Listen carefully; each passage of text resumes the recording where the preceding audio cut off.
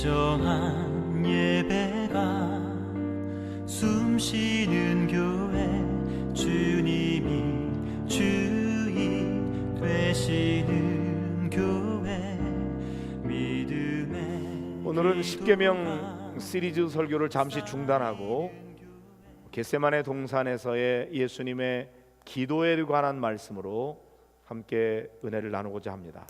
이유는 짐작하시겠지만 내일부터 시작되는 4일 동안의 전교인 100% 총진군 새벽기도회, 거기에 온 성도들이 함께 하기를 바라는 마음 때문입니다.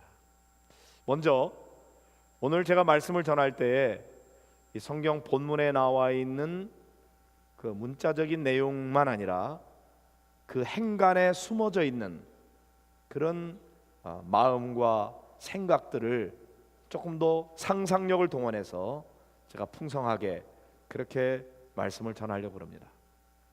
오늘 이 말씀을 전할 때 먼저 이 말씀 속에 배경으로 되어 있는 이 상황을 먼저 좀 이해할 필요가 있습니다. 지금 이 말씀은 예수님께서 십자가에 달리시기 바로 직전의 상황입니다. 예수님이 죽음이 다가오고 있는 것을 아셨어요. 죽음이라고 하는 게 뭡니까?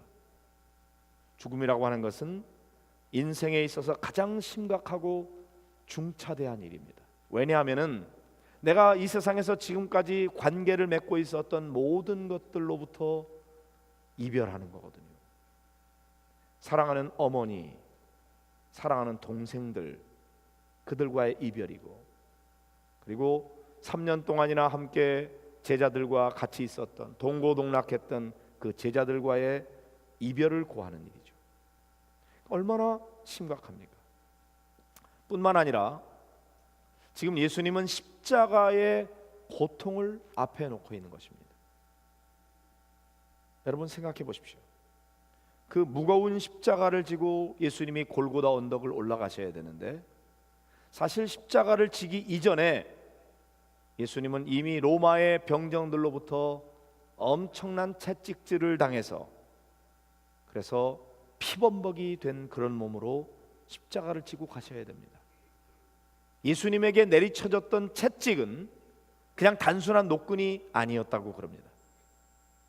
그 채찍에는 조개 껍질이라든지 납덩이가 붙어 있어서 그 채찍으로 한번 내리치고 잡아당기면 막 살덩어리가 덩어리채 떨어져 나가고, 그래서 뼈가 보이는 그런 엄청난 고통을 겪어야 하는 채찍질이었습니다.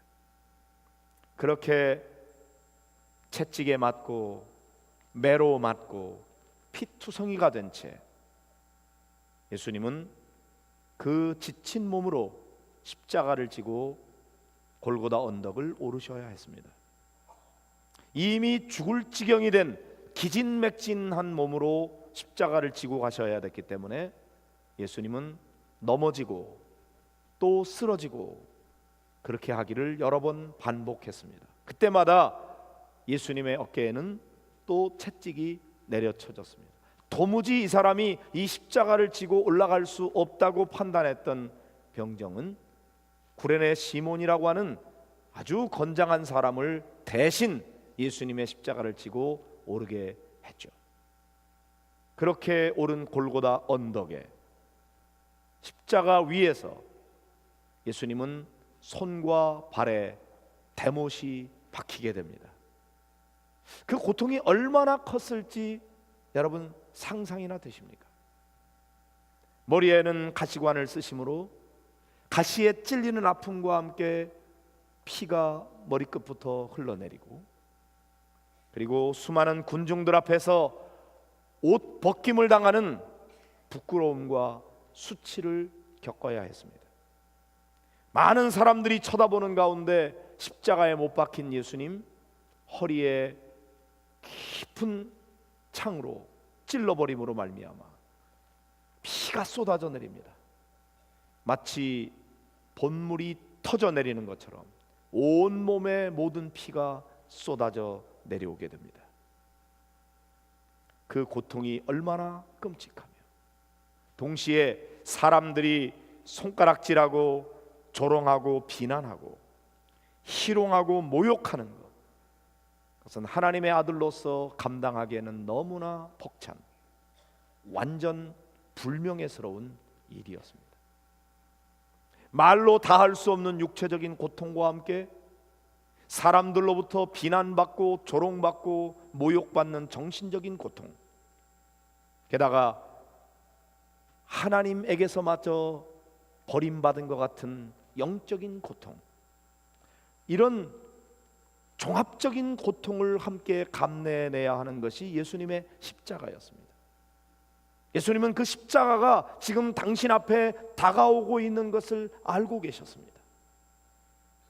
이런 끔찍한 죽음을 앞둔 상황에서 지금 오늘 본문이 전개되고 있는 것입니다. 여러분이 이런 상황에 처해 있다면 여러분은 어떻게 하실 것 같습니까? 아마도 많은 사람들이 정신을 잃어버릴지 몰라요.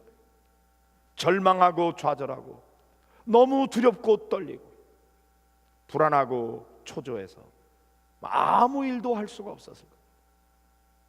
한숨만 내쉬거나 두문불출하고 어느 누구도 만나고 싶어 하지 않았을지도 모릅니다.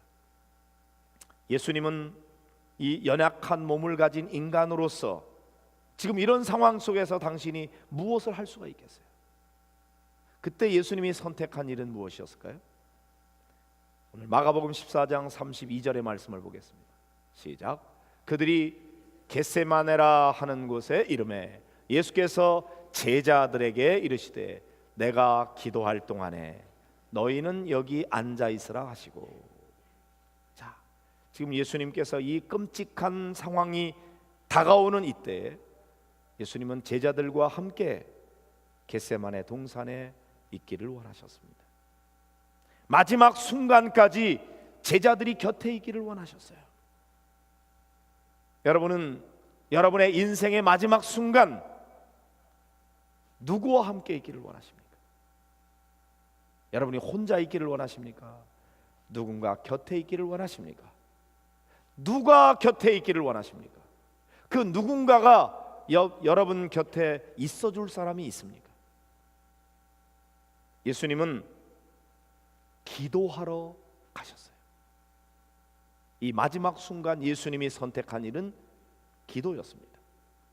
그리고 제자들과 함께 너희는 여기에 머물러 있어라. 제자들과 함께 있기를 원하신 거죠.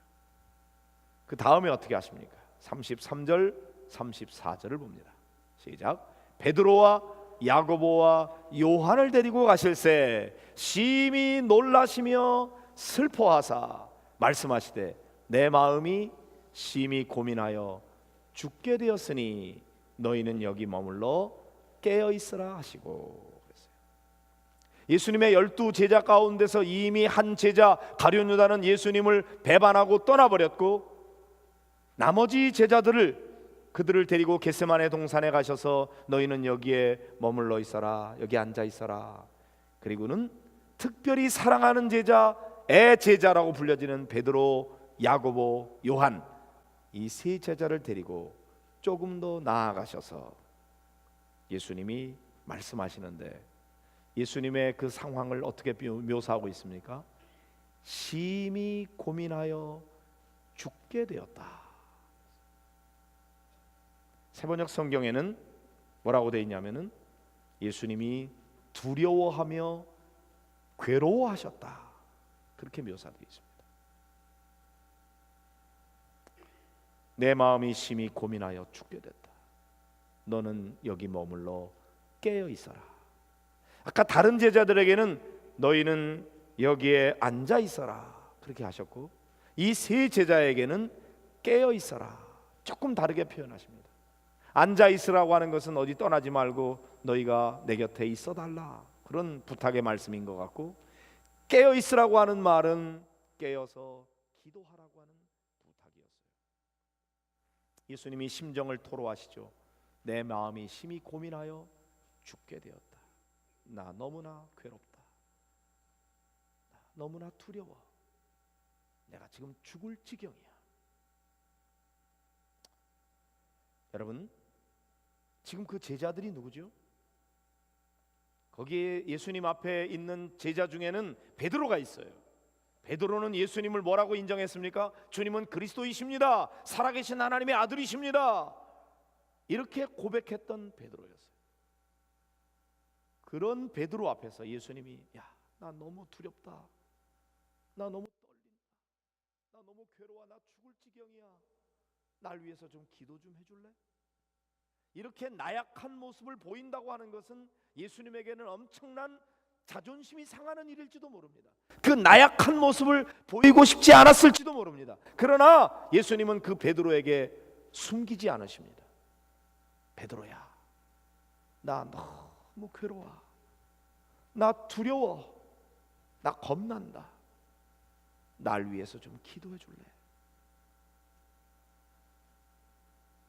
예수님은 아무도 모르게 혼자 가서 기도할 수도 있었습니다. 그러나 예수님은 제자들과 함께 있기를 원하셨고, 특별히 사랑하는 제자에게 당신의 나약한 모습을 보여주면서까지 함께 기도하기를 원하셨어요. 날 위해서 기도 좀 해다오. 여러분, 혼자 기도하는 것보다 함께 기도할 때 더 강력한 성령의 역사가 임한다는 사실을 믿으시기를 바랍니다. 예수님은 그걸 아셨어요.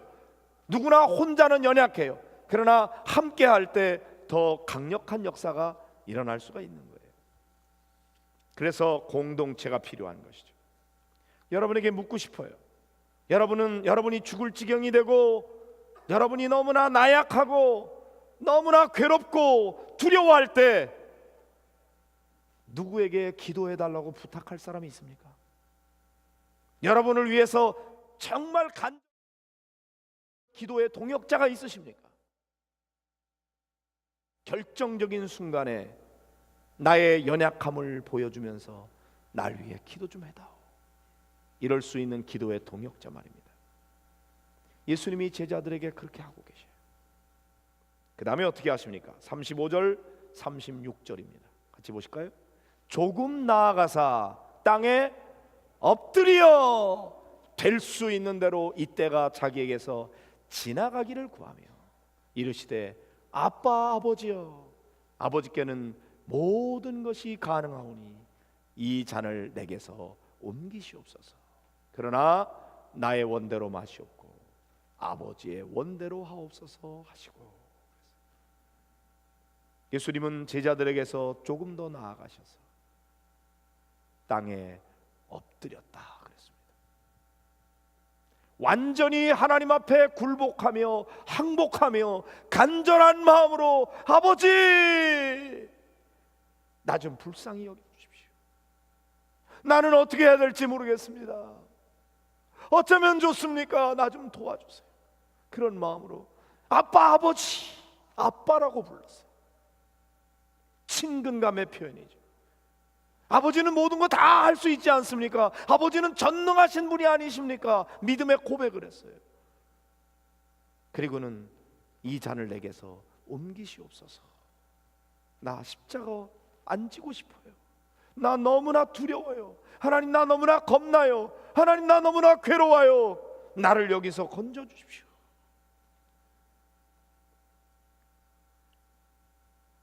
여러분, 성경에는 이 말씀을 하시고 그러나 나의 원대로 마시옵고 아버지의 원대로 하옵소서 이렇게 나와요. 근데 제가 이 말씀을 묵상하면서 제 마음속에 생각이 되는 것은, 정답은 아니지만 저는 요 그러나와 그 앞에 내게서 이 잔을 옮기시옵소서, 요 말씀 사이의 간격이 제법 긴 시간이 아니었을까 생각합니다. 아버지, 이 잔을 내게서 옮기시옵소서. 나 좀 살려주십시오. 나 너무나 괴롭습니다. 내가 감당할 수가 없습니다. 제발 좀 도와주세요. 이렇게 매달리면서 반복해서 여러 번 말씀하실 겁니다. 땅에 엎드려서 하나님, 나 좀 도와주세요. 뜻을 돌이키십시오.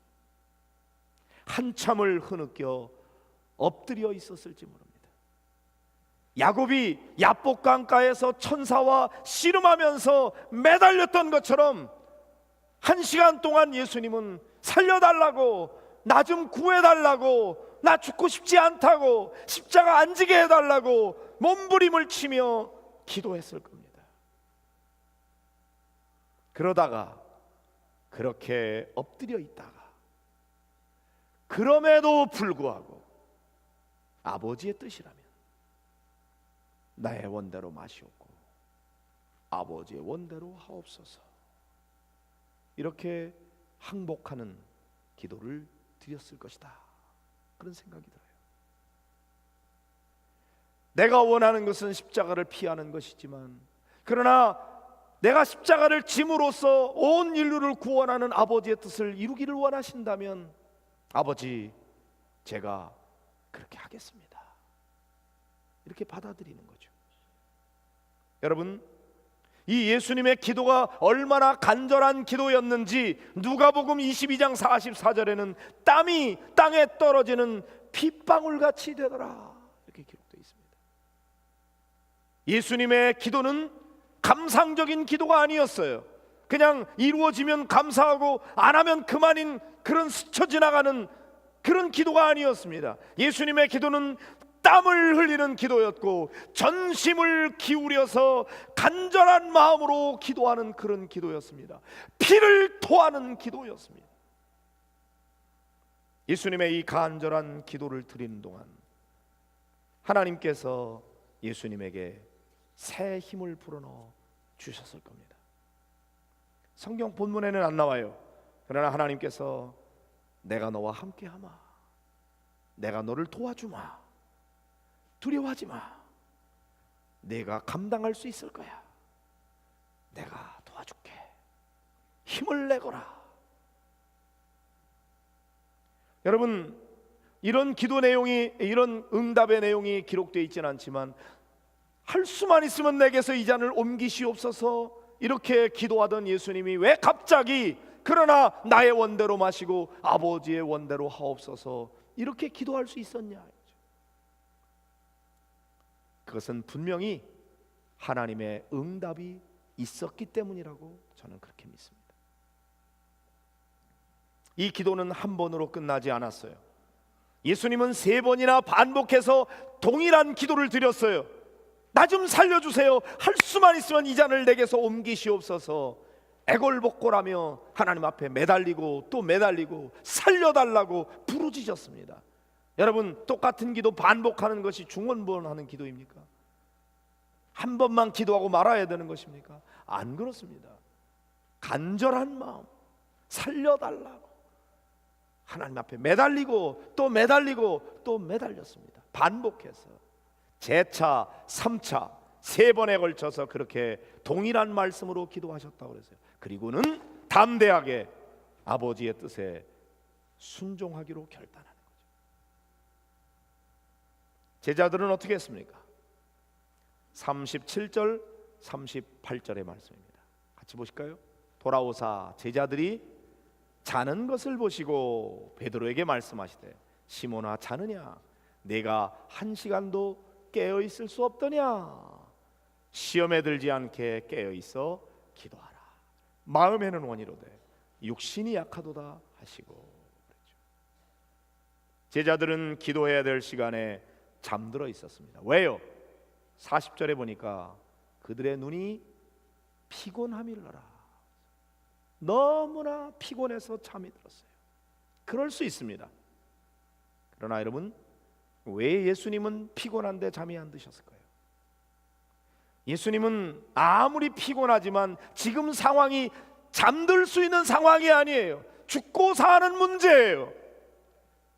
땀방울이 핏방울이 될 정도로 씨름하면서 절규하면서 기도해야 될 상황이에요. 그런데 제자들은 예수님의 그 상황을 인식하지 못했어요. 예수님이 그런 상황에 놓여 있다는 것을 깨닫지 못했고, 예수님의 그 고통, 내가 죽게 됐다, 나 너무나 두려워, 나 너무 괴로워, 날 위해서 기도 좀 해달라고 말씀하시는 그 예수님의 마음을 공감하지 못했어요. 피곤하다는 핑계로 잠들어 있는 것입니다. 예수님은 지금 죽을 지경이라 사느냐 죽느냐 하는 이 절체절명의 위기 속에서 땀이 땅에 떨어지는 핏방울같이 될 정도로 하나님 앞에 엎드려 기도하고 있는데 제자들은 자기 일처럼 여겨지지 않았어요. 강 건너 불 구경하듯이 남의 일이에요. 여러분, 남을 위해서 누군가 중보하며 기도하는 일은요, 아무나 할 수 있는 일이 아니에요. 그 사람의 상황을 인식하고 그 사람을 사랑하는, 공감하는 마음이 없이는 그를 위해서 간절히 기도할 수 없어요. 건성으로는 기도할지 몰라요. 그러나 마치 내 일처럼 여기고 간절한 마음으로 하나님 앞에 엎드려 애걸복걸하면서 그렇게 간절히 남을 위해 기도할 수 있다면 그것은 주님이 주신 마음이에요. 특권이에요.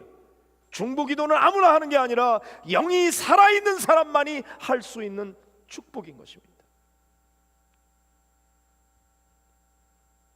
누군가 여러분을 위해서 날마다 새벽마다 중보하며 기도하는 사람이 있습니까? 여러분, 감사하셔야 돼요. 저절로 되는 일이 아니에요. 부탁한다고 되는 게 아니에요. 예수님이 말씀하십니다. 네가 한 시간도 깨어 있을 수 없더냐? 아무리 피곤한들 네가 한 시간도 깨어 있을 수 없어. 날 위해서 시험에 들지 않게 깨어 있어 기도하라. 마음에는 원이로되 육신이 약하도다. 예수님이 이해하셨어요. 그래, 내 마음속에 기도하고 싶은 마음은 있지, 소원은 있어. 그러나 내 육신이 약하구나. 내가 너무나 피곤하구나. 그래도 기도는 해야지. 왜? 기도하지 않으면 시험에 들기 쉬우니까. 시험에 들지 않기 위해서 너는 그럼에도 불구하고 기도해야 한다. 그렇게 말씀하셨어요. 결과는 어떻게 되었습니까? 하나님 아버지 앞에 절규하며 씨름하며 땀방울이 핏방울이 됐도록 그렇게 엎드려 기도했던 예수님은 당당하게 십자가를 지고 우리의 구원을 이루셨습니다. 하나님의 뜻에 복종하셨습니다. 승리하셨습니다. 그러나 마땅히 엎드려 기도해야 했던, 예수님에게 특별히 간절한 기도를 부탁받았던 제자들, 그러나 깨어있지 못하고 잠들어 있었던 제자들, 그들은 결정적 순간에 실패하고 맙니다. 예수님이 재판받기 위해서 붙들려 갈 때 대부분의 제자들은 이미 예수님 곁을 다 떠나버리고 말았습니다. 베드로는 멀찍이 따라가다가 예수님을 모른다고 3번이나 부인하고 말았습니다. 기도에 실패하는 사람은 결정적인 삶의 순간에 실패할 수밖에 없는 겁니다. 기도에 승리하는 사람이 삶 속에서 승리하게 되는 겁니다. 우리는 이런 실수를 범하지 말아야 하는 것입니다. 기도하지 못하는 데는 나름대로 이유와 변명이 있습니다. 피곤하기 때문입니다. 상황의 심각성을 인식하지 못하기 때문입니다. 나는 그렇게 새벽같이 일어나서 하나님 앞에 애걸복걸하며 교회까지 나와가지고 그렇게 부르짖어 기도할 기도 제목이 없습니다. 그럴지도 모릅니다. 나는 기도를 해본 적이 없습니다. 나는 기도를 어떻게 해야 될지도 모릅니다. 그럴 수도 있습니다. 의문이 일어날 거예요. 꼭 목양교회 나와서 기도해야 됩니까? 가까운 교회 가서 기도하면 안 됩니까? 꼭 새벽에 나와서 기도해야 됩니까? 낮에 기도하면 안 됩니까? 집에서 기도하면 안 됩니까? 회사에서 기도하면 안 됩니까? 왜 안 됩니까? 됩니다. 기도 그렇게 하십시오. 시험에 들지 않게 기도해야 합니다. 하지만 여러분, 우리 목양교회가 1년에 한 번 전교인이 야심차게 100%라는 목표를 설정하고 한 사람도 예외 없이 총진군해서 새벽에 한번 모입시다 그렇게 요청할 때 여러분은 이 교회 멤버가 아니십니까? 무더운 여름이 지나고 가을을 맞으면서 전교인 100%를 목표로 하고 함께 기도하자고 할 때 여기에 함께하는 것은 우리 모두가 다 힘을 함께 모으는 것이고 함께할 때 놀라운 역사가 일어나는 것이고 하나님이 우리에게 새로운 영적 파워를 허락해 주시고자 하는 여기에 왜 여러분은 예외가 되기를 원하십니까? 네가 한 시간도 나와 함께 깨어 있을 수 없더냐 하시는 예수님의 책망의 소리를 귀담아 들어보시기 바랍니다. 그래, 너 피곤한 거 알아. 그렇지만 다른 때는 몰라도 1년에 한 번 100% 총진군하는 새벽 기도에 내가 함께 참여하면 안 되겠니? 내가 피곤한 줄 알아. 그렇지만 조금 무리하면 안 되겠니? 나를 위해서, 교회를 위해서 내가 한번 새벽을 깨우면서 나와주면 안 되겠니? 그렇게 못하겠니? 매일 새벽마다 목양교회에서 내가 너를 기다리마. 새벽에 나를 만나러 와주면 안 되겠니? 내 앞에 한번 엎드려 봐라. 내가 너를 도와줄게. 내가 너와 함께하마. 내가 너에게 새 힘을 주마. 이런 응답의 역사가 일어나게 될 줄로 믿습니다. 사랑하는 성도 여러분, 온 성도들이 함께하기를 원하는 이 기도에 여러분이 새벽에 나와서 한번 납작 하나님 앞에 엎드려 보시기 바랍니다. 무슨 일이 일어나는지, 어떤 응답의 역사가 일어나는지, 진짜 하나님이 살아계시는지, 내 기도도 들으시는지, 하나님께서 우리 목양교회를 위해서 예비하신 은혜가 무엇인지, 여러분의 간절한 소원은 무엇인지, 그것이 하나님 앞에 상달되고 응답받게 될 것인지, 여러분, 엎드려야 사는 길이 있는 것입니다. 한번 이번 새벽 기도에 나흘 동안 여러분이 한번 무리해 보세요. 낮에 피곤하더라도 한번 요 나흘 동안만 온 성도들이 함께 할 때 주님께서 여러분을 위해서 놀라운 승리를 예비하시고 인도해 주실 줄로 믿습니다. 함께 하시기를 바랍니다. 우리 같이 기도하겠습니다. 오늘 말씀을 생각하면서 내가 한 시간도 나와 함께 깨어 있을 수 없더냐?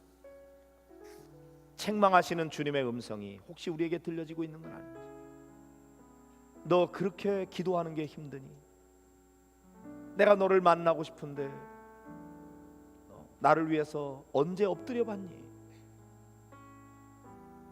내가 너에게 함께 해줄게. 기도의 문이 열려지고 기도의 줄을 잡고 기도의 능력을 새롭게 얻는 이 축복의 시간, 이 기회를 놓치지 않도록 하나님, 나를 깨워 주시옵소서. 사모하는 마음을 주시옵소서. 부르짖는 마음을 주시옵소서. 이 시간 간절한 마음으로 기도하도록 하겠습니다. 이런 교회 되게 하소서.